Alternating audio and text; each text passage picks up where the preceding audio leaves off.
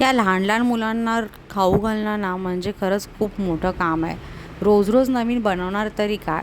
तर मी आज माझ्या कुहूसाठी बनवलं होतं डाळ चपाती. तर सगळ्यात आधी मी मूग डाळ स्वच्छ धुवून घेतली, त्याच्यामध्ये टोमॅटो टाकला, पाणी आणि हळद टाकून छान कुकरला शिजवून घेतली.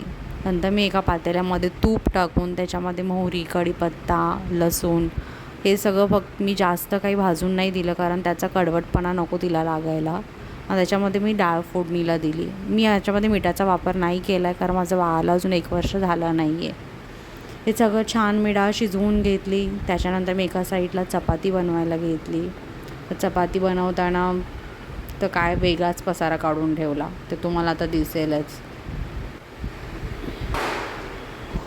त्या छोट्याशा हातांना आतापासूनच मला जेवणामध्ये मदत करायची आहे आणि तिची ही मदत मला खूप खूप जास्त आवडते आणि खूप क्यूटही वाटते.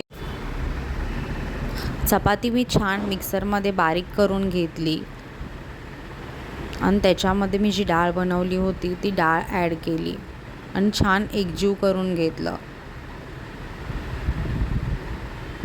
नंतर त्याच्यामध्ये थोडंसं मी वरतून तूप टाकून ती कुहूला खायला दिली आणि खरंच ती तिला खूप आवडलीसुद्धा.